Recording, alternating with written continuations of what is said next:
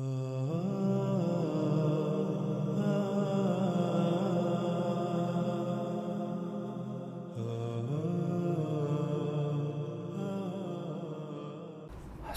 warahmatullahi wabarakatuh. Baru ini. Innal hamdalillah nahmaduhu wa nasta'inuhu wa nastaghfiruhu wa na'udzu billahi min shururi anfusina wa min sayyiati a'malina may yahdihillahu fala mudilla lahu wa may yudlil fala hadiya lahu. Asyhadu an la ilaha illallah wa la syarika lahu wa asyhadu anna Muhammadan 'abduhu wa rasuluhu. Allahumma salli ala Muhammad wa azwajihi wa zurriyyatihi kama sallaita ala Ibrahim wa ala ali Ibrahim. Wa barik ala Muhammad wa azwajihi wa zurriyyatihi kama barakta ala Ibrahim wa ala ali Ibrahim innaka Hamidum Majid. Rabbi shrah li sadri wa yassir li amri wa hlul 'uqdatam min lisani yafqahu qawli, amma ba'd. Syukur kepada Allah Subhanahu wa taala kerana pada malam ini dapat sekali lagi kita sama berkumpul di suara kita untuk kita sambung perkongsian kita. Di mana pada kuliah yang lalu kita dalam bab Salatul Aidain, sembahyang hari raya ataupun hukum akal yang berkaitan dengannya. Saya ingat dah dua kuliah ya. Kuliah yang pertama hari itu dua kuliah ke satu kuliah, tapi kita dah bincang tentang makna Al-Aidain ataupun Al-Aidain, makna kepada dua hari raya, sejarah pensyariatannya, dan apa lagi tak ingat kan. Tapi sembahyang ada sentuh hari tu, tak ada kot. Anak pun tak tengok video yang last. Tapi dalam slot Salatul Aidain, dalam fiqhus solah, ada apa yang disebut sebagai Adabu Al-Aidain, adab dua hari raya. Ya, bukan hanya adab melibatkan solat, tapi untuk hari itu secara keseluruhan. Kerana hari ini ada hukum ataupun persyariatan tertentu. Malah ada sunnah-sunnah tertentu yang digalakkan untuk kita melakukannya. Ada banyak ya. Sebahagian daripadanya memang marfu' kepada Rasulullah sallallahu alaihi wasallam. Mana hadis itu memang Nabi sebut, itu yang disebut sebagai marfu' lafzi, ataupun sahabat memberitahu Nabi ada melakukannya, ataupun ada dilakukan pada zaman Rasulullah, ataupun sunnah sekian-sekian pada hari raya itu. Betul-betul yang itu disebut sebagai marfu' maknawi ya. Dan tak dinafikan sebahagian nas tu juga tidak marfu'. Nabi tak sebut apa-apa, sahabat pun tak sandarkan perbuatan itu kepada Rasulullah in spesifik. Tapi ia dilakukan oleh sahabat tu sendiri, atau sahabat tu sebut, itu kita sebut sebagai mauquf, level dia bawah sikit lah. Tapi sebahagian diambil kira dan dijadikan sunnah, di samping ia disokong oleh dasar-dasar yang lain ya. Kadang-kadang ulama guna qiyas ya. Marfu' Nabi tak ada, ia hanya mauquf, yang ini datang pada sahabat Nabi, tapi disokong oleh hal-hal yang lain lah, seperti qiyas ya, dan seumpamanya. Baik, Adabu Al-Aidain, adab dua hari raya. Pertama, of course lah, mandi pada hari itu. Baik hari raya haji, baik hari raya puasa. Baik hari raya puasa, baik hari raya haji. Kalau gabung dua tu kita panggil Al-Aidain lah. Tapi kalau salah satu hari raya puasa kita panggil Yaumul Fitr. Kebiasaan dalam nas sebut Yaumul Fitr, hari fitr. Fitr ni makna Aidil Fitri lah ya. Dia tak semestinya Aidul Fitri ataupun Aidul Fitri. Kadang-kadang Yaumul Fitr, hari fitr tu merujuk kepada hari raya fitrah lah, hari raya puasa lah ya, hari raya Aidil Fitri. Kadang-kadang ulama sebut ataupun kadang-kadang nas sebut Yaumul Adha, tu hari raya haji lah ya. Tak semestinya Aidul Adha ataupun Aidul Adha, Yaumul Adha, hari Adha. Kerana hari Adha ni hari raya tu lah. Dan kadang-kadang juga disebut sebagai Yaumun Nahri, hari sembelih ya. Walaupun boleh je sembelih hari apa-apa pun, tapi kalau kita sebut Yaumun Nahri atau nas tu sebut begitu, ia merujuk pada hari raya haji ya. Itu istilah-istilah saja. Kebiasaan digunakan dalam nas, sama ada yang marfu' kepada Rasulullah SAW ataupun yang mauquf di kalangan para sahabat Nabi, hatta yang maktu' bahkan. Maktu' ni yang tabi'in punya lah ya. Baik. Jadi dua hari raya, Yaum Al-Idain ataupun Al-Idain itu sendiri. Yaumul Fitr atau Yaumil Adha. Ya. Of course dia bermula daripada pagi lah sebab hari kan. Hari ni dia start from the morning. Di mana pada pagi-pagi ni memang digalakkan atau disunahkan kita mandi. Ya. Dalam kelompok mandi-mandi sunnah lah. Sebab mandi ni ada dua kan. Kita dah belajar dulu. Lama dah. Saya ingat 3-4 tahun lepas kot. Dalam kitab Taharah kan ada satu bab tu, babul ghusli, bab mandi. Selepas bab wudu, kemudian sapu di atas khuf, kemudian tayammum, kemudian mandi. Ingat? Tak ingat ke tak? Ada rukun mandi, mula-mula kita bincang jenis-jenis mandi dalam bab mandi tu. Kita bincang definisi mandi, asas persyaratan mandi secara umumnya. Kemudian kita bincang tentang hukum mandi. Di mana mandi ni ada beberapa kategori. Ada mandi yang harus. Hak tu orang mandi hari-hari tu lah. Hak tak ada kena dengan agama tu. Hatta Ali pun ditanya tentang mandi. Ali pun kata insyikta iktasikul layum. Kalau kamu nak mandi, mandilah hari-hari. Apa kali nak mandi sehari pun mandi lah. Itu mandi yang harus. Ya. Ada mandi yang wajib. Mandi-mandi hadas tu lah. Ada kecil, ada besar. Ada kecil mana ada mandi kan. Ada besar lah ya. Cuma mungkin junub atau janabah, mungkin haid dan mungkin juga nifas. Ada lagi mandi hak wajib. Mandi nazar, mana tahu dia nazar untuk mandi. Tapi nazar buat gapo gitu. Nazar nak cukur kepala lah. Nazar nak mandi lah, tak ada faedah nazar gitu. Ya. Nazar untuk ibadat lah. Ya. Nazar nak semayang ke, tapi jangan nazar semayang fardu pula, tak jadi. Pasal semayang fardu kau tak nazar pun kau kena buat. Ya tak? Nazar hak semayang sunnah, baca Quran ke, aku nazar nak khatam Quran bulan puasa ni. Nazar lah. Bila kita nazar, baru kita akan cuba buat untuk memenuhi nazar kita itu. Tak ada syarat nazar-nazar ni. Kalau aku dapat begini, aku nak ibadah pada Allah. Ya tak? Anak aku kalau boleh 10A, aku nak khatam Quran.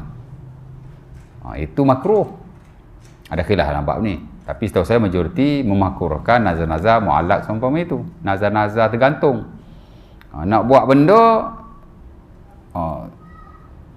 tunggu Allah Ta'ala bagi something dulu. Itu makruh. Ya. Innama la yustakhraju illa minal bakhil. Hadis Ibn Umar, Nasab Bukhari tak silap. Tapi very famous malah dalam kitab Sunan tu, di mana sebahagian ulama, tak silap saya majoriti atau sebahagian besar mereka menghukumkan nazar-nazar seumpama ini makruh. Itulah salah satu hadisnya. Jenis-jenis hak bernazar nak buat ibadah ni hanya kerana nikmat-nikmat tertentu yang Allah Ta'ala beri. Makruh tu sebab Nabi kata ia hanya dilakukan oleh orang bakhil. Nazar yang digalakkan ni nazar yang mutlak. Aku bernazar bla bla bla. Aku bernazar bulan puasa ni nak khatam Quran. Aku bernazar ada waktu lain susah nak khatam kan. Bernazar bulan puasa ni, tapi bila bernazar kena buat lah, tak buat kena kafarah lah. Tapi dia satu bentuk komitmen kita dan tidak salah. Harus. Dan saya tak nafi sebahagian menggalakkan nazar mutlak seumpama itu. Sebab manusia ni kadang-kadang dia kena berjanji. Tapi bila berjanji kena buat lah. Betul tak? Tapi kalau jenis malas tak payah janji lah. Jangan nazar pula. Nazar tak buat pula. Dah lah berdosa kan. Itu kena kafarah pula kalau langgar nazar tu. Tapi ia membantulah sikit sebanyak. Tak salah sama sekali. Haram mungkin tak lah. Makruh saya rasa tidak. Dan setahu saya nazar mutlak ni sama ada digalakkan atau diharuskan. Tapi tidak makruh, jauh sekali tidak haram. Bulan puasa ni aku nazar nak khatam Quran. Bulan puasa ni aku nazar nak semayang tarawih 20 rakaat every night. Dah ramai buat 8, kita nak buat 20. Lebih pada orang. Nazar lah okey je. Nazar-nazar mutlak lah, jangan nazar-nazar. Nazar orang awam duk buat ni. Kalau aku sihat, kalau anak aku lulus periksa dapat A banyak. Ya tak? Kalau anak aku dapat masuk universiti, aku nak semayang ke, nak puasa ke, nak bagi orang makan ke. Itu nazar mu'allaq. Nazar digantung dengan balasan-balasan tentulah daripada Allah. Kita macam balasan lah, ewat dia panggil. Tak ada ewat, tak ada ibadah. Ada ewat, ada ibadah. Dia panggil gitulah lebih kurang. Kita berjanji begitu, dia tidak digalakkan. Tapi kalau nazar-nazar umum, aku menazar untuk melakukan ibadah, that's it. Itu okey. Hatta sahabat Nabi bernazar masa jahiliyah, nazar umum untuk ibadah seumpama itu masih disuruh oleh Rasulullah menunaikannya. Nanti ada bab nazar, tapi bukan ibadat lah ujung. Dalam bab muamalat memang ada nazar, bukan muamalat dalam bab qada. Dalam fiqh qada dia memang ada kitabun aimani wan nuzur. Kitab sumpah dan nazar mesti ada punya. Mana nazar ni ada banyak kategorinya. Salah satu itulah nazar muallaq. Nak buat benda baik mesti ada something. Nazar mutlak ni semata-mata nazar. Dah ada lagi beberapa kategori yang lain ya. Ada nazar lara, ada nazar lujaj. Nanti belajarlah ya. Cari ustaz lain lah ajar qada. Tapi satu bab yang interesting juga. Tak apa, lari sikit lah.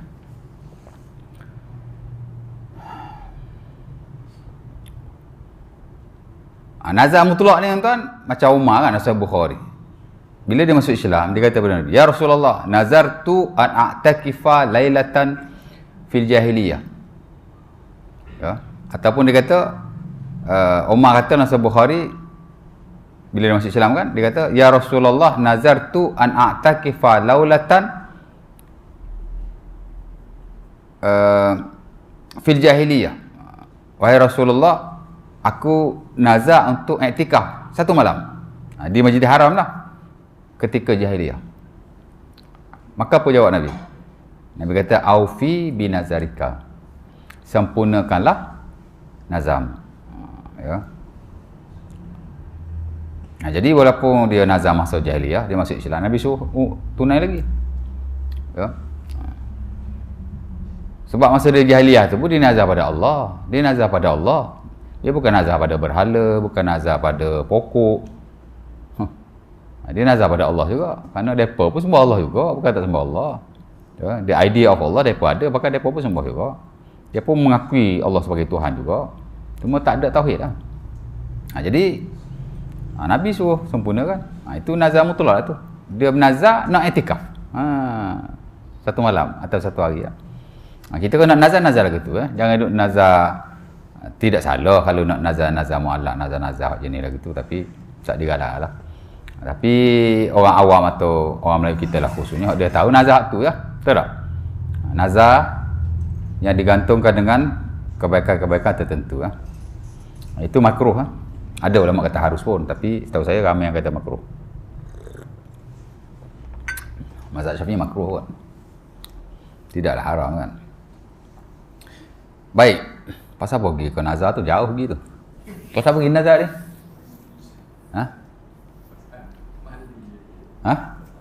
Mandi kan? Bab mandi tu kan? Jadi mandi, kalau nazar mandi, dia diwajib lah. Ya, seumpama nazar-nazar yang lain, nazar nak cukur kepala ke apa ke.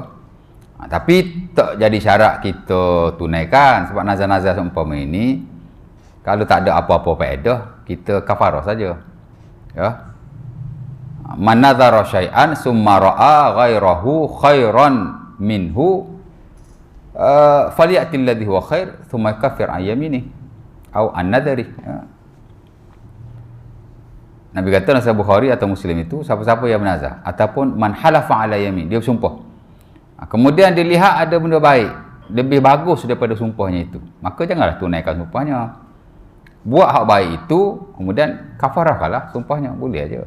Niat nak cukur kepala, ada faedah apa juga? Bukan, nazar nak cukur kepala, ada faedah ke apa cukur kepala? Tak cukur kepala, bayar kafarah je lah. Ya? Bukan berat mana pun kafarahnya. Bagi makan 10 fakir miskin, ataupun merdekakan hamba, ataupun kalau tak bagi makanan, bagi pakaian pun boleh. Kalau dua tu tak mampu, puasa 3 hari. Itu je, ingat je nazar ni bukan berat mana pun. Jadi cukur kepala tak ada faedah apa-apa. Betul tak? Orang hak botak nak ada rambut, kita hak ada rambut nak pergi cukur botak. Ada botak sini tak ada. Jadi hak botak licin lah, kalau pendek rambut tu okey je. Makana lahu syi'run falyukrimhu. Siapa ada rambut, dia jagalah rambut dia tak? Ya. Fiqh pun ada bab rambut ni, fiqhul libas. Saya ajar di surau di Rawang. Tasik Permaisuri ada satu. Tasik Puteri ya. Saya ajar fiqh libas di situ. Fiqh libas ni ada bincang bab rambut lah. Di mana kalau rambut ni kalau cukup botok saja-saja makruh. Taklah haram insya-Allah, tapi tak bagus ya. Pasal Nabi suruh jaga rambut. Orang tak ada rambut, nak rambut kita ada rambut, kita tahu rambut ya tak. Okey. Jadi memanglah kalau kita nazar untuk mandi tapi tak berlaku. Mana ada orang nazar untuk mandi? Kalau maka dia jadi mandi yang wajib. Tapi tak semestinya dia buat benda tu. Pasal mandi nazar, pedoh kau tak ada pedoh langsung. Kafarah ajalah. Tapi kalau mandi sunat adalah. Ya. Dalam kelompok mandi sunat banyak tuan. Sekurang-kurangnya ada 9 based on hadis-hadis Nabi SAW. Dan kalau diperluaskan lagi dengan konsep-konsep qiyas sampai 17. Dan itu yang standard dalam mazhab Syafi'i. Kalau kita lihat dalam mata Abi Syuja' dalam Nihayah Takrib tu, memang dia sebut al-agsalul masnunah 17 ghuslan. Mandi sunnah ni ada 17 mandi. Sebahagian besarnya memang ada berkias lah ya. Ada berkias.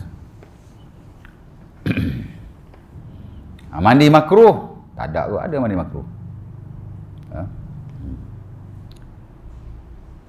Ada mandi makruh? Ada mandi makruh.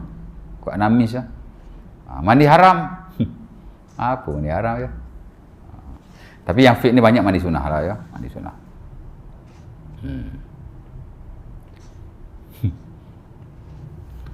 Okey,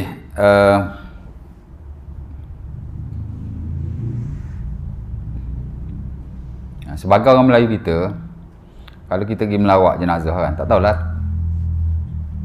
kampung ustaz ada amal ke tak, tapi sebagai tempat lah ya.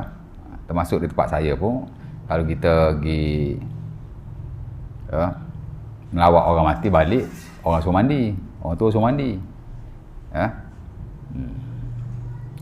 Ada orang Jawa sini, orang Jawa pun sama juga. Orang Jawa dia suruh mandi, lagi kuat penekanannya suruh mandi.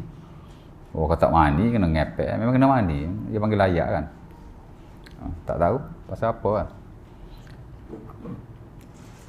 Kalau kita melawat orang mati tak sunat apa-apa, tak sunat wudu, tak sunat mandi. Tapi kalau kita mandi ke orang mati, sunat mandi. Kalau kita pikul jenazah dia, sunat basuh tangan. Kalau kita mandi jenazah, sunat mandi.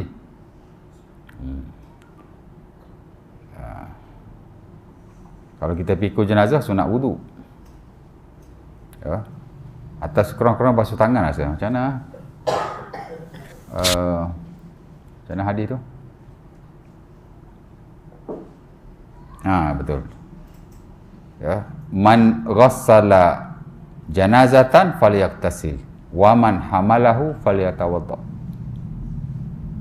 Siapa-siapa yang mandi jenazah hendaklah dia mandi. Siapa-siapa yang pikul hendaklah dia basuh tangan. Other than that tak ada apa-apa persyariatan. Itu adat lah, adat orang tua kan. Tapi takut-takut di sebalik tu ada kepercayaan lain pula.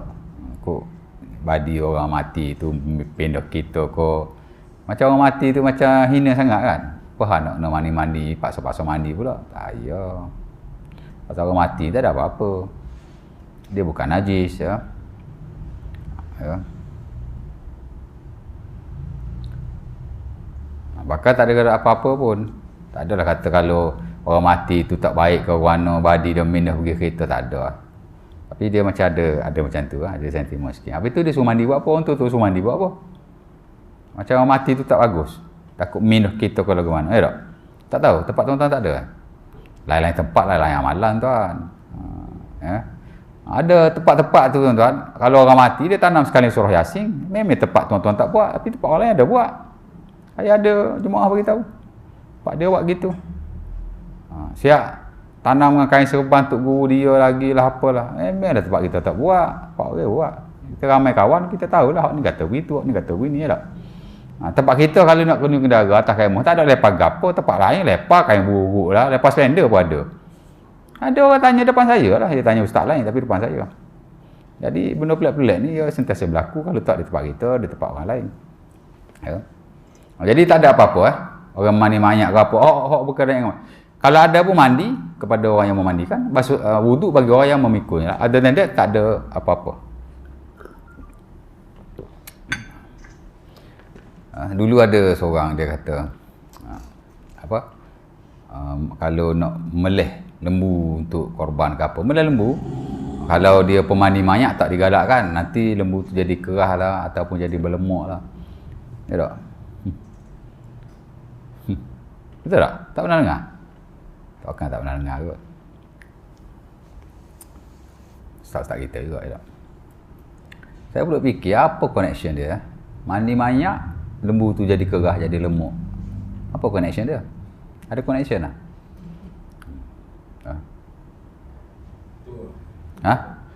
Petua. Petua apa? Tak ada connection apa-apa kan? Habis tu?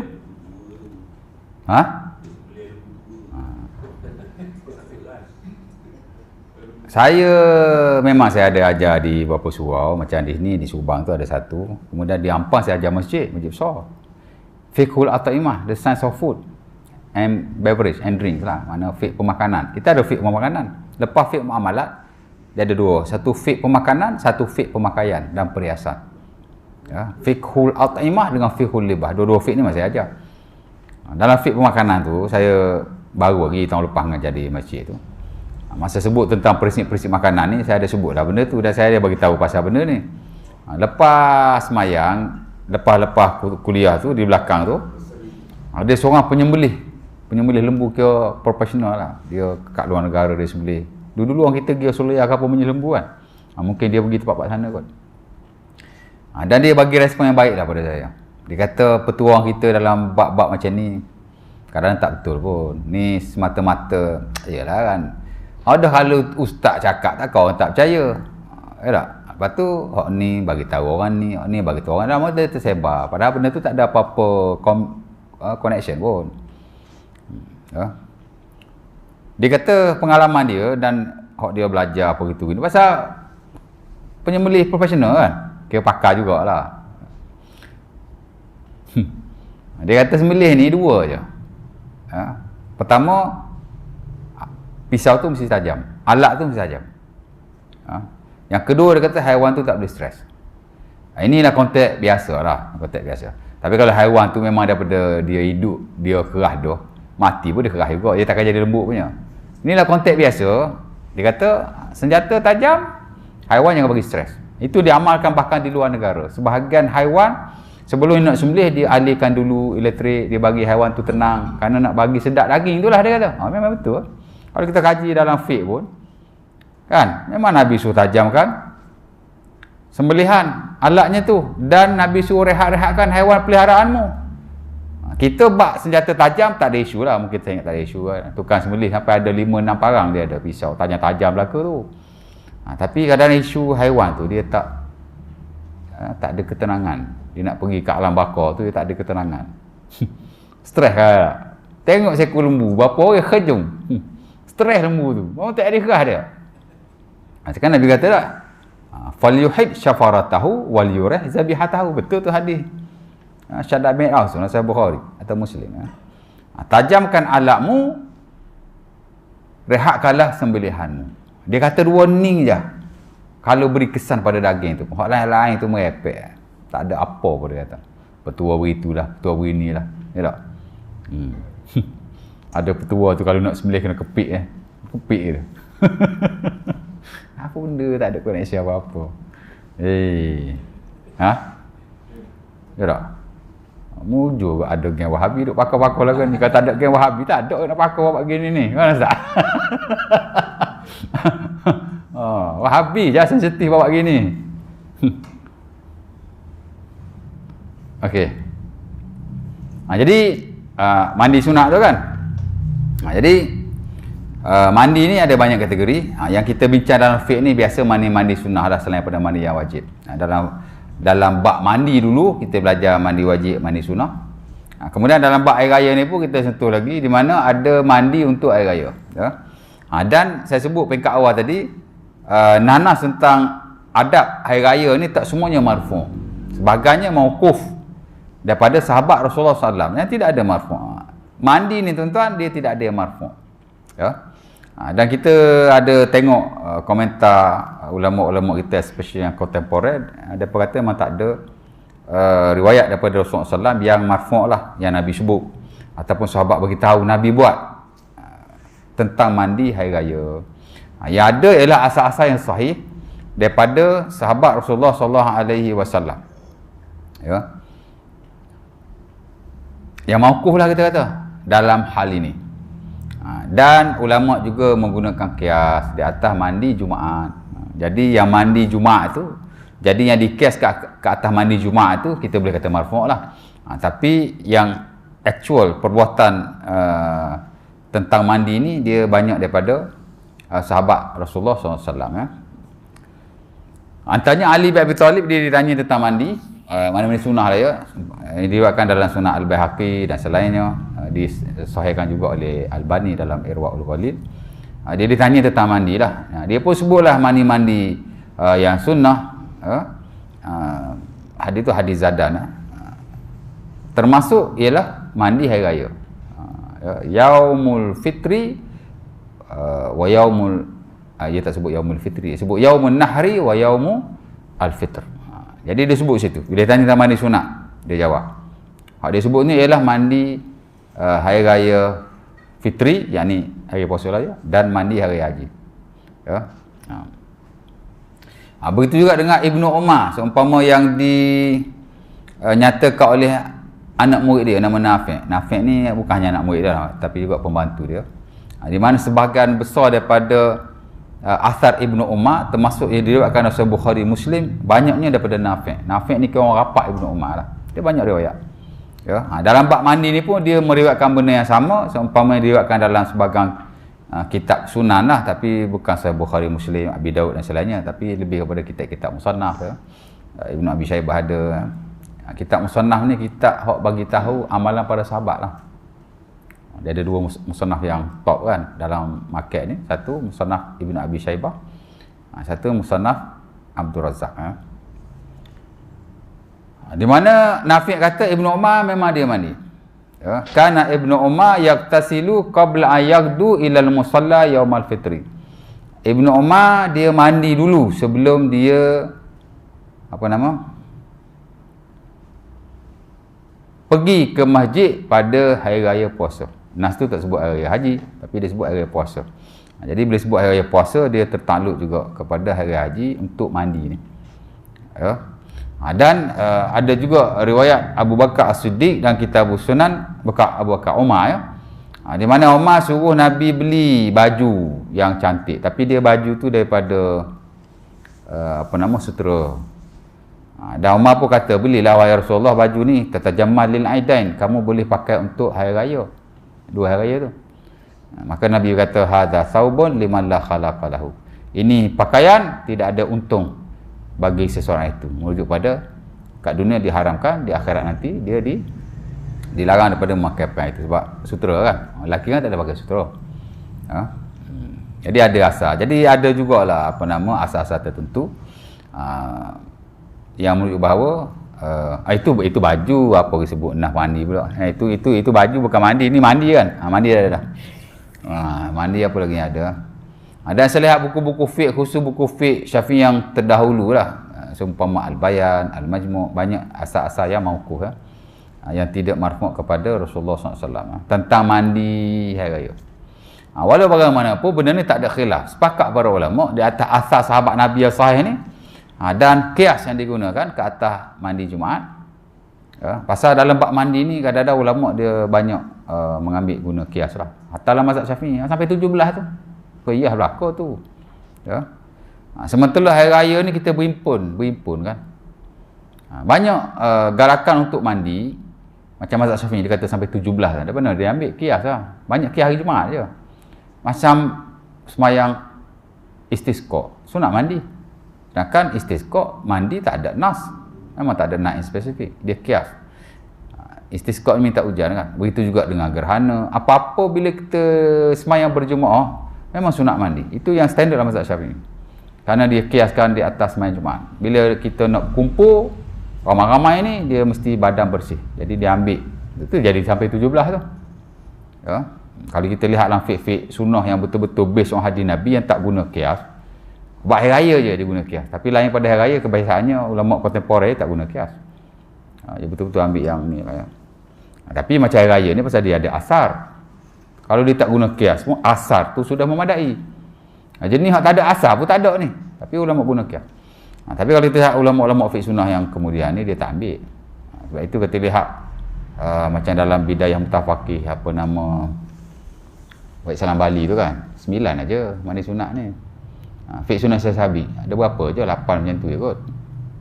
Ya, kalau tengok jenis fiqh sunnah ni kan, dia betul-betul ambil yang ada nas. Kalau tak ada marfu' sekalipun dia ada mauquf. Lain pada tu dia tak guna qiyas. Ya. Tapi boleh aja. Tengoklah pengajian kita macam mana ya. Orang yang belajar fiqh Syafi'i pun dia boleh aja saring dengan fiqh sunnah ni, tak ada masalah sama sekali. Hatta kalau kita lihat buku fiqh Qardawi kan, fiqh taharah ke, fiqh semayang ke, fiqh puasa ke, fiqh lain saya tak tahulah, tapi 3 fiqh tu memang saya baca lah buku beliau. Tak ada beza dengan fiqh sunnah kontemporer pun, dia hurang aja. Ya tak? Kita pun tak boleh nak letak buku tu fiqh sunnah Syafi'i, fiqh Syafi'i ke, fiqh Hanbali tak ada. Dia sebab dia umum kan. Qardawi dia ambil pendapat sana, ambil pendapat sini. Dia standard fiqh sunnah juga, fiqh Qardawi ni. Ya.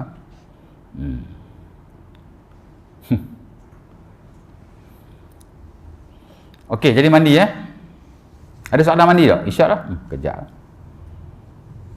Sunat-sunat mandi apa itu ini didahulukan dengan wudu, membasuh kemaluan, itu tertaluk kepada sunat-sunat mandi yang telah kita belajar dahulu. Tak lari. Bila sebut mandi ni, hak fardu ke, hak sunat ke, sunat-sunat dia sama saja.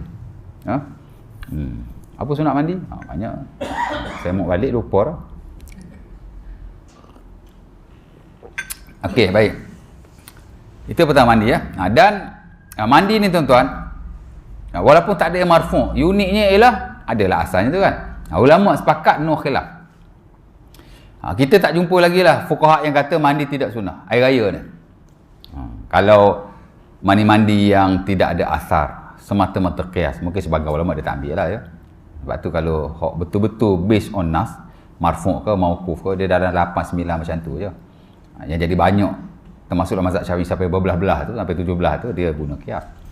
Ya. Tapi air raya ni dia walaupun ada qiyas di situ, tapi dia ada asar. Dan asar dalam bab ni sudah memadai ya. Sebab tu ulama kita dia kata ittifaq. Macam Ibnu Abdul Bar dalam bukunya, kalau tak Tamhid Istizkar, dia kata ittifaq. Ittifaqul fuqaha ala anna al-ghusla lil aidaini hasanun lima fa'alahu. Dia kata sepakat. Kalau fiqh mazhab Syafi'i saya tak tahulah. Saya tak jumpa lagi lah ulama yang kata tak sunnah. Dan saya yakin mazhab lain pun sama, kerana dinukilkan ia sepakat, ittifaq. Jadi Ibnu Abdul Bar kata ittifaq, makna sepakatlah. Al-fuqaha, tutup fiqh. Tahu fuqaha? Fuqaha ni jamak kepada faqih, plural kepada faqih. Faqih seorang. Belajar bahasa Arab kan? Bahasa Arab lagi.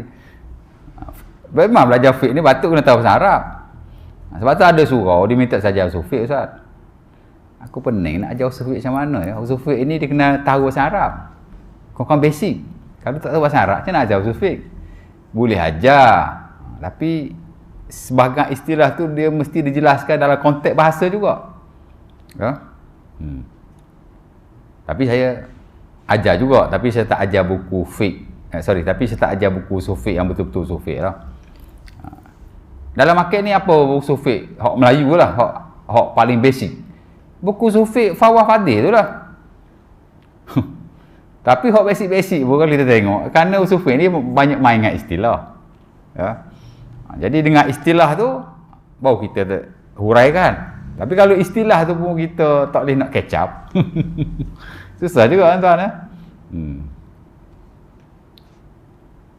Walaupun sebagian istilah tu memang sudah di Melayu kan. Macam istilah am, khos, kita boleh faham lah bahasa am, khos ni Melayu pun pakai.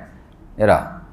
Tapi ada banyak lagi istilah-istilah yang lain, ya. Mujmal, mubayyan, mutlak, muqayyad. Dia istilah tu penting tu.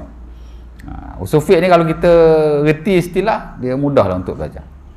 Ala kuliah dia ada hubung kait atau connection lah dengan bahasa Arab. Fiqh ni tak apa, tak tahu bahasa Arab tak langsung pun tak apa, zero pun tak apa.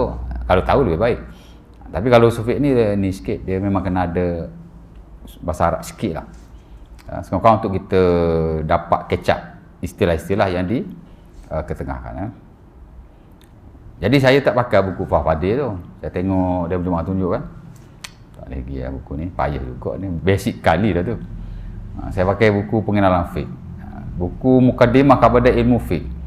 Tapi sebab ada juga perkara yang bersabit dengan usul fiqh secara umum. Jadi saya pakai buku tu agak lebih mudah. Tu pun jemaah komplain ke Ustaz? Jemaah komplain lagi. Saya baru 3 kuliah dah kat situ. Buku tu Introduction to Fiqh lah, pengenalan kepada ilmu fiqh. Tapi kerana bab-bab yang dia bawa mari tu semua bab-bab yang ada dalam usul fiqh. Bab dalil, bab ahkam, lepas tu ada ijtihad dan taklid. Itu isu-isu dalam besar dalam usul fiqh ada kan. Baru kuliah 2-3 kuliah lah. Sebab jemaah. Ada jemaah tunjuk kat saya, Ustaz. Oh, orang komplain lah. Boleh pertimbangkan balik tak buku yang Ustaz pakai ni? Macam susah sangat. Aku cakap, aku ajar paling senang. Itu payah lagi. Kalau ajar buku sufi betul tak tahu.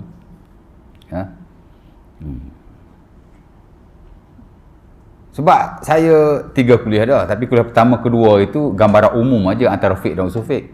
Last kuliah hari tu, baru saya masuk makna fiqh, makna usul fiqh. Apa ni dah? Tu ya kau boleh. Macam mana nak pergi lagi ni? Okey, baik. Faqih, fuqaha tu jamak faqih. Jadi kata Ibn Abdul Bar, ittifaqul fuqaha, telah sepakatlah faqih-faqih. Kerana fuqaha tu jamak kepada faqih, plural lah kepada faqih. Seorang faqih, kalau ramai fuqaha. Ya. Dalam bahasa Melayu kita terjemahkan sebagai ahli-ahli fiqh. Ya. Dan kalau terjemah orang kampung kita panggil tuk fiqh. Tapi tuk fiqh betul-betul tuk fiqh lah. Banyak orang kita ni dia cok tuk fiqh tu, kadang tak tuk fiqh mana pun. Ya. Nampak? Dan faqih ni penting juga dalam fiqh. Kita belajar fiqh kan. Fiqh ilmu tu. Orang yang menguasai ilmu tu dia sebut sebagai faqih. Itu saja. Jadi faqih ni orang yang fiqh. Ilmu fiqh dia bagus. Ya, dia tahu hukum hakam, dan dia tahu dalil dan ilah-ilah yang ada. Ya. Of course lah dia tahu para ulama, dan dia letakkan benda tu di tempat yang betul. Kalau ijma' dia kata ijma', kalau khilaf dia kata khilaf. Apa sandaran, apa hujah, apa alasan setiap hukum itu. Jadi dia ada iktilaf wasi', seumpama disebut dalam fatwa qata. Dia ada keilmuan dan pengetahuan yang luas dalam bab ni, ya. Jadi kalau setakat tahu sikit-sikit, itu bukan faqih, bukan tuk fiqh tu, ya. Ataupun dia tahu, memang dia banyak tahu. Kita nampaklah dari sudut ceramah dia, dah seumpama dia mengajar sana sini, takkan dia tak erti. Tapi kadang-kadang berlaku juga dia letak isu tu di tempat yang tidak betul. Itu juga boleh menjadikan dia tidak faqih. Ya tak? Benda khilaf dia kata sepakat. Contohnya. Benda yang ada sikit sebanyak kelonggaran, seolah-olah macam tak ada kelonggaran. Ya tak? Haram, masuk neraka. Siapa yang makan ikan ni darah tak basuh, masuk neraka. Haram. Ya tak? Jadi tak boleh begitu. Jadi bukan semua orang yang tahu fiqh itu faqih, ya. Itu kita bincang standard biasa perkataan faqih lah. Kalau betul-betul punya perkataan faqih ni mustahil. Ya. Mustahil. La yutlaqu kalimatul faqih illa ala man balagha rutbatal ijtihad. Siapa kata begitu? Tidak dinamakan seseorang itu faqih melainkan jika dia telah mencapai tahap ijtihad. Dia sebenarnya setiap mujtahid itu faqih. Tapi setiap faqih itu belum tentu dia mujtahid. Kerana boleh jadi dia mujtahid, boleh tidak mujtahid. Ya? Tapi kalau setengah-setengah ulama dulu dia agak ketat. Dia kata faqih ni hanya mujtahid. Tapi lah sebagian ulama lain dia kata tak semestinya. Mujtahid lah, dia faqih. Tapi faqih ni boleh saja dia tidak mujtahid. Dia muqallid macam kita-kita ni, ustaz-ustaz yang mengajar dan seumpamanya. Tapi sekurang-kurangnya dia ada ilmu yang bagus tentang fiqh. Dia tahu hukum dan fatwa para ulama, dia tahu dalil dan dia tahu illah. Ya. Dan dia boleh berinteraksi dengan ilmu itu dengan baik. Ya. Tidak entam kromo apa gitu ini. Okey. Jadi mandi ya, confirm. Jadi Ibn Abbas kata sepakatlah para fuqaha, tutup fiqhnya ada. Bahawa mandi ini adalah sunnah, ya. Ataupun baiklah, hasanun, asal makna dia baik. Tapi dalam konteks ni merujuk kepada ia adalah sunnah dan digalakkan. Sunnatun wa mustahabbatun. Jadi mandi ya. Bila kita nak start mandi, majoriti para ulama kata mandi mesti after subuh, baru dikira mandi itu. Cuma sebahagian yang lain kata boleh saja mandi lebih awal daripada subuh. Ya, boleh awal. Hatta Imam Asy-Syafi'i rahimahullah juga dan sebahagian bukunya termasuk Al-Um mengatakan bahawa boleh saja mandi before dawn, qabla al-fajr, mana 1/3 malam tu dia dah boleh mandi. Sebab mungkin dia bangun pagi tu, dia mandi, kemudian dia qiyamul lail, after that dia tak mandi, dia terus pergi ke masjid lah, sudah dikira mandinya. Ya, ghusluhu ma'dudun lahu, mandi dia sudah dikira baginya, maksudnya dikira sebagai sunnah lah ya. Begitu juga dengan Jumaat kalau diikutkan, Imam Syafi'i kata Jumaat pun boleh juga, cuma fatwa yang baru dia kata hari raya saja boleh before dawn, mana sebelum pada subuh, tapi Jumaat dia kata tak boleh, mesti after subuh. Mesti after subuh. Itu pendapat dia ajalah. Ada khilaf dalam bab ni. Benda furu' kan. Ya, benda furu'. Tapi jaranglah kita mandi awal kan. Biasa kalau kita subuh mandi pun nak pergi raya mandi lagi sekali. Betul tak? Sebab lepas subuh biasa kita balik. Kita tak duduk kat surau, tapi boleh aja kalau nak duduk situ. Tapi kalau tuan-tuan mandi, agak-agak dah tak nak mandi sebelum pergi sembahyang raya tu, tuan-tuan niat tu lah mandi. Mana mandi subuh tu kan? Niat tu mandi hari raya. Mujzi insya-Allah. Ulama kata memadai baginya insya-Allah. Boleh ada tanya apa tak? Isyak dah. 40 minit tu cukup lah. Sikit-sikit lah. Dapat soal malam ni. Nak berhabis 30 lah. Tapi orang lain dia go through je lah ya. Tak ada isu sangat. Ada soalan lagi tak? Ada nak tanya apa-apa? Tak ada soalan? Fik mana boleh tak ada soalan? Mandi telanjang makruh ke? Ha? Mandi telanjang. Mandi telanjang? Makruh? Okey, mandi ni kalau kita tidak bertelanjang itu sunnah. Kalau tak sepakat pun majoriti lah. Saya ingat sepakat kot. Mandi dengan ada pakaian lain. Itu memang sunnah. Ya. Di atas beberapa hadis Nabi SAW. Antaranya yang famous yang digunakan oleh ulama dalam bab ni ialah hadis yang diriwayatkan oleh Al-Imam Abi Daud rahimahullah, Turmuzi atau selainnya, daripada Bahaz bin Hakim, di mana dia tanya Rasulullah SAW tentang aurat. Ya Rasulullah, auratuna ma na'ti minha wa ma nazar. Faqala Nabi, ihfaz aurataka illa min azwajika aw ma malakat yaminu. Dia kata, wahai Rasulullah, aurat kami ni mana yang kami nak jaga, mana yang kami bolehlah untuk dedahkan. Maka Nabi kata, jagalah auratmu, melainkan ke atas isterimu atau orang-orang di bawahmu. Hamba lah ya. Kan hamba kan macam isteri juga, mana kita boleh menyetubuhi dan seumpama. Jadi aurat okey lah, dengan hamba aurat okey. Tapi selain daripada isteri dan hamba tak boleh. Mana kena tutup lah tempat-tempat yang wajib ditutup tu lah ya. Kemudian ditanya pula Rasulullah, ya Rasulullah, in kana ahaduna khalian, kalau kita duduk seorang-seorang macam mana? Faqala Nabi, fallahu ahaqqu ayustahya minhu minan nas. Ya. Maka kalau kamu duduk seorang-seorang, Allah Ta'ala lah lebih layak untuk kamu malu kepadanya. Maksudnya duduk seorang-seorang macam dalam bilik air seorang-seorang juga kan. Kalau dapat tutup lebih baik, kerana manusia tidak melihat kita, memang haram pun, tapi supaya kita malu kepada Allah ya. Jadi di atas hadis itu, dan adalah beberapa nah yang lain ya, dalam bab mandi ada sebut dah hari tu ni. Nanti jumpa lagi mandi telanjang ni dalam fiqh pemakaian pun ada sebut juga dalam bab aurat ya.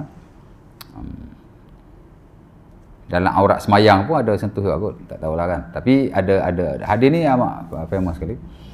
Dan sebab itu sepakat para ulama atau majoriti kata memang sunnah kita tutup lah. Ya. Okey. Mandi telanjang macam mana? Tutup sunnah, sepakat. Tapi kalau telanjang macam mana? Telanjang ni ada dua pendapat. Pertama makruh. Dan itu majoriti sebenarnya, termasuk yang standard dalam mazhab Syafi'i. Based on hadis tadi lah. Ya. Bahkan sebahagian mengatakan bahawa mandi mungkin tak ada isu sangat sebab kita ada tujuan. Kalau duduk seorang-seorang dalam rumah, dalam bilik tertutup, bogel, dia kata haram. Tapi kalau yang standard mazhab Syafi'i makruh lah. Ya. Dia kata haram. Tak tahulah apa dasarnya, tapi ada yang berkata begitu. Ala kulli hal, kalau mandi bertelanjang makruh lah. Berdasar pada hadis itu, dan mungkinlah ada nanah yang lain. Dan segelintir kata harus. Dia kata harus. Pasal apa dia kata harus? Sebab ada nas dasar Bukhari, Nabi sebut Nabi Musa mandi telanjang. Dia dalam konteks syar'u man qablana. Ya. Kita belajar dalam usul fiqh ni ada satu bab atau satu bidang yang besar, nama dia bidang al-adillah. Dia fiqh pun ada 4 bidang yang besar kan, ada ibadat, ada muamalat, ada munakahat, ada jinayat. Ada semua ulama kata 5, qada', tapi sebahagian tu dia masuk qada' dalam jinayat. Usul fiqh pun sama juga, dia ada 4 bidang yang besar. Ya. Dia ada al-ahkam, al-adillah, at-ta'arud wa tarjih, al-ijtihad wa taqlid. Dia ada bidang tentang hukum dan hakam. Apa itu hukum, apa kategori hukum. Dia ada bidang tentang dalil, apa kategori dalil, ya. Kemudian dia ada bidang tentang ta'arud dan tarjih. Macam saya dulu masa di Pekat Master, buku yang kita rujuklah dalam bab ta'arud tarjih ni, yang paling basic buku Ibrahim Hifnawi tu. Ya. Itu kira ta'arud tarjih paling basic lah. Tapi dia satu bidang yang besar lah, ta'arud dan tarjih. Kerana antara sebab ulama khilaf ni ialah kena ta'arud. Dan bila berlaku ta'arud, ada tarjih. Ta'arud ni mana pertembungan. Nah ni kata begini, nah ni kata begini. Ya tak? Jadi ada pertembungan nas. Memanglah khilaf ulama banyak sebab. Salah satu sebab ialah nas tu bertembung. Dan banyak kes hukum ni ulama jadi khilaf tu kerana nas tu bertembung. Di samping sebab-sebab yang lain lah. Jadi tidak mesti ada satu pendekatan lah dalam bab ni. Antaranya tarjih lah. Bila bertembung dia tarjih. Dan satu lagi ialah ijtihad dan taklid. Ijtihad dan taklid. Banyak orang tak faham setengah isu fiqh ni sebab dia tak faham ijtihad dan taklid dan termasuk ta'arud dan tarjih tadi juga. Baik. Jadi dalam al-adillah, dalil-dalil tu, salah satu dalil kepada fiqh ni ialah yang dibincangkan dalam usul fiqh ialah syar'u man qablana. Dalil ni ada yang disepakati, Quran, Sunnah, ijma', qiyas. Ada yang tak disepakati. Tak disepakati ni yang banyak. Salah satu ialah syar'u man qablana, syariat orang terdahulu. Jadi dalam bab mandi ni dia ambil hadis tu, Nabi Musa mandi telanjang. Orang Yahudi dia kata Nabi Musa ni kulit dia ada kudis. Satu hari Nabi Musa dia mandi, dia buka semua baju dia, dia letak atas batu. Lepas tu batu tu lari baju dia. Ni bukan kisah tahyul, khurafat, ni kisah benar lah, Nabi sebut dalam Sahih Bukhari kan, ataupun Muslim, tak silap Bukhari. Dia buat lari baju, Nabi Musa pun kejar batu tu. Batu boleh buat lari baju. Okay, mukjizat dia lah. Allah Ta'ala sebenarnya nak mensucikan Musa daripada tomahan jahat orang Yahudi tu. Jadi Musa tu mandi telanjang. Bila dia lari kejar baju dia tu, orang Yahudi nampak Musa telanjang. Nampaklah Musa ni kulit dia okey. Ya. Itulah hikmah dia. Tapi hadis tu menjadi rujukan dalam bab bertelanjang ni tidak haram. Dan sebagian juga kata tidak makruh. Dia syar'u man qablana. Nabi sebut Nabi Musa mandi telanjang dan Nabi tak bagi apa-apa komentar. Menunjukkan bahawa benda tu harus. Ya. Ala kulli hal yang terbaik ialah kita pakai kain basahan lah. Tapi kalau tak pakai kain basahan, makruh. dan tak dinafikan ada juga sebahagian kata harus ya. Itulah cerita dia. Dia macam kencing berdiri pun sama juga. Ulama sepakat kencing duduk sunnah. Kalau ada keuzuran harus berdiri, tak makruh, haram jauh sekali tidak. Tapi kalau tak ada apa-apa keuzuran, kalau once a while harus. Tapi kalau selalu, majoriti kata makruh lah. Termasuk sanad mazhab Syafi'i. Tapi tak dinafikan, sebahagian atau segelintir minority of them dia kata harus juga, antaranya Alama Ibn Hajar. Kerana Nabi kencing secara berdiri tanpa keuzuran li bayanil jawaz. Kerana Nabi nak tunjuk benda ni harus. Tapi kalau kita ambil skop majoriti dan betul-betul yang macam Nabi amalkan, macam Nabi amal, Nabi kencing duduk lah. Bila ada Nabi sakit lutut, Nabi berdiri. Hadis Abu Hurairah itu, tapi hadis itu dhaif tu, hadis Abi Daud lah. Tapi kalau tanpa keuzuran, bila Nabi kencing berdiri, sekali-sekala je. Jadi kita kencing duduk lah. Sekali-sekala kencing berdiri, walaupun tanpa keuzuran harus. Tapi kalau kita asal kencing je berdiri, dia macam tak sama dengan sunnah Nabi lah. Nabi tak kencing berdiri all the times, hanya once a while. Jadi makruh tu menepati lah. Tapi ada juga ulama kata harus. Walaupun Nabi buat sekali, tapi kalau tanpa keuzuran, itu bayanul jawaz. Itu kaedah ulama masing-masing lah. Cerita dia gitulah. Boleh? Jadi tak ada apa masalah insyaAllah. Haram tak sama sekali. Sebab tu dulu ada ustaz yang famous tu kan, dia kata Muaz bin Jabal kena azab pasal kencing berdiri. Kencing berdiri ni bukan haram. Dan kalau tanpa keuzuran pun memang majoriti kata makruh, tapi segelintir kata harus. Takkanlah sahabat sebesar Sa'ad bin Muaz tu kena azab pasal kencing berdiri, sedangkan benda tu tidak haram sama sekali. Nabi buat walaupun sekali tanpa keuzuran, dia tak ada haram lalu. Tak tahulah dia tu belajar fiqh ke tidak.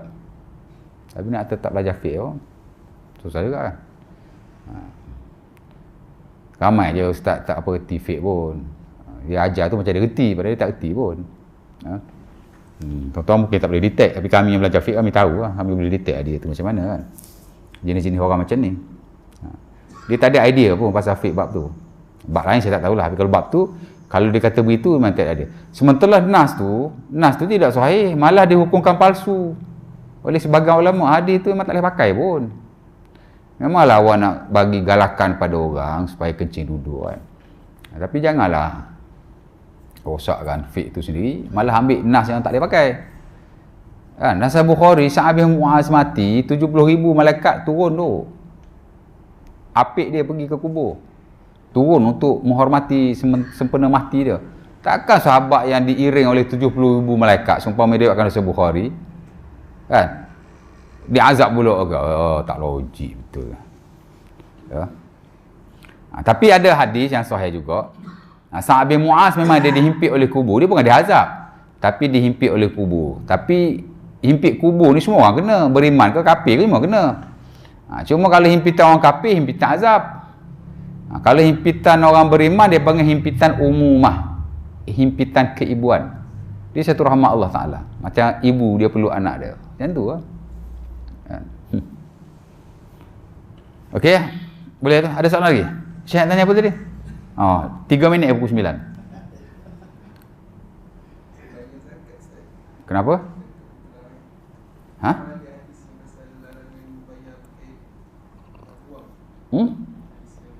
Larang pakai wang? Larang pakai wang? Zakat apa tu? Ada larang pakai wang ke? Ada mana? Ana pun tak tahu.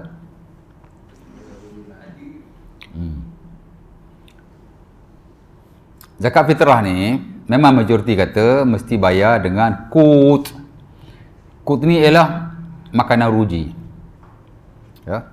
Sebagian ulama kata mesti qutul balad, mesti makanan ruji negeri itu. Dan itu yang termasuk dalam standard mazhab Syafi'i. Mesti makanan ruji negeri itu. Kalau di negeri itu gandum lah. Kalau negeri itu berah lah. Cerita berah kan? Berah lah. Kalau negeri itu apa lagi? Tak salah makan ruji dia apa. Ruji negeri itu mesti disebut sebagai qutul balad. Sebagai ulama kata asal qut saja. Ini yang standard dalam mazhab Malik. Asal qut saja. Mana asal makanan ruji lah. Awak Malaysia ni makanan ruji dia berah, tapi nak bagi gandum boleh, pasal gandum ni makanan ruji juga, tapi di negeri lain. Tapi kita pun pakai juga gandum. Kita kata makanan ruji nombor 2 lah, makanan ruji nombor 1 berah. Makanan ruji nombor 2 kita gandum, dia masih ada konteks makanan ruji. Ya. Tapi kalau nak bagi makanan, sebaik-baiknya bagi hak nombor 1 tu lah, kerana itu lebih baik. Ya, bagi berah lah. Jangan bagi gandum pula, kalau nak bagi hak makanan ruji. Ya. Pasal apa? Pasal hadis-hadis tentang zakat fitrah ni dalam fiqh puasa memang ada satu bab, ujung-ujung lah biasanya, bab zakatil fitri, bab zakat fitrah. Ataupun dalam bab zakat tu sendiri ada bab zakat fitrah. Zakat fitrah ni kadang dimasuk dalam bab puasa, kadang dimasuk dalam bab zakat. Bab zakat tu lah, ujung tu ada zakat fitrah selepas zakat-zakat yang lain.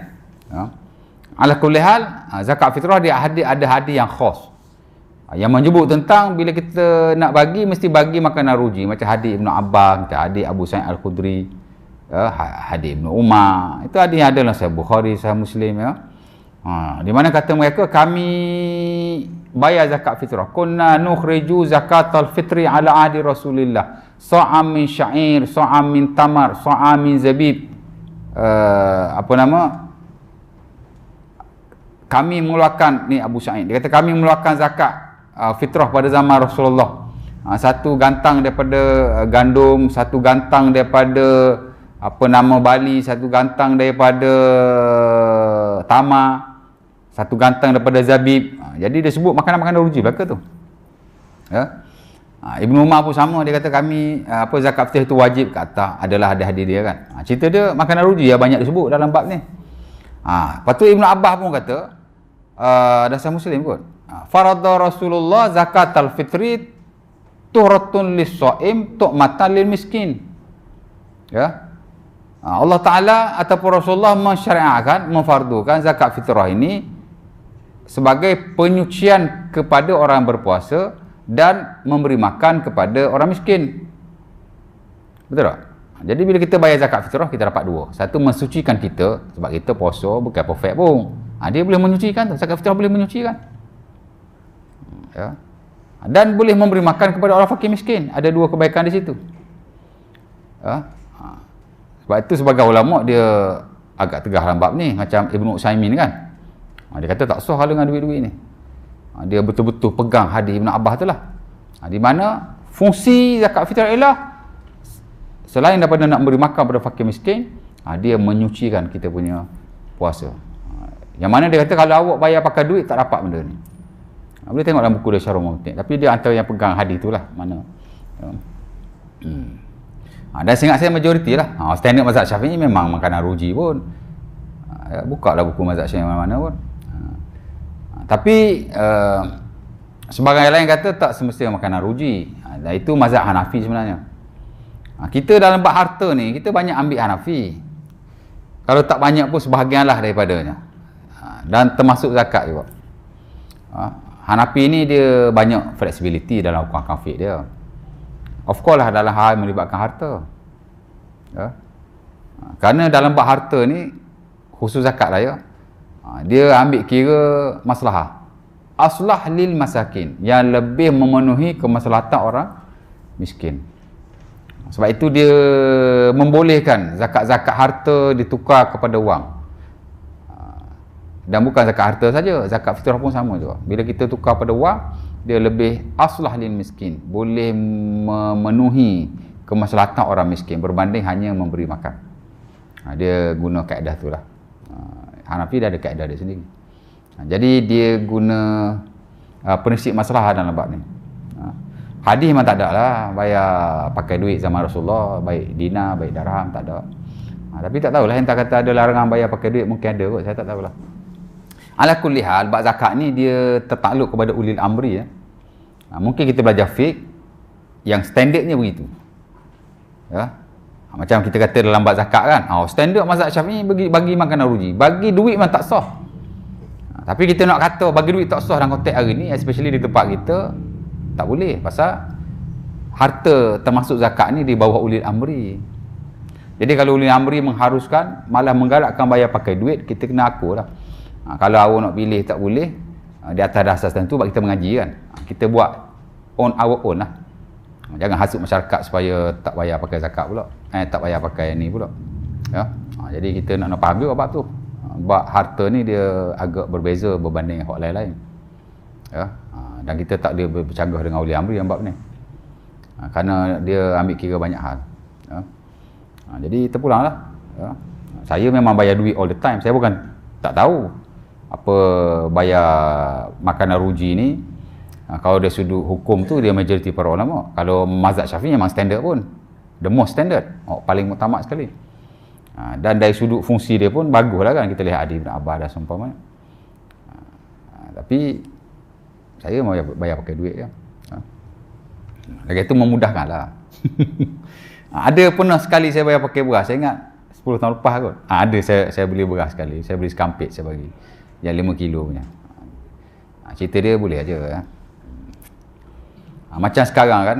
Kalau kita lihat dalam fatwa yang JAKIM keluarkan dari ISMAF tu tentang bayar zakat kepada amil kan. Ulil Amri.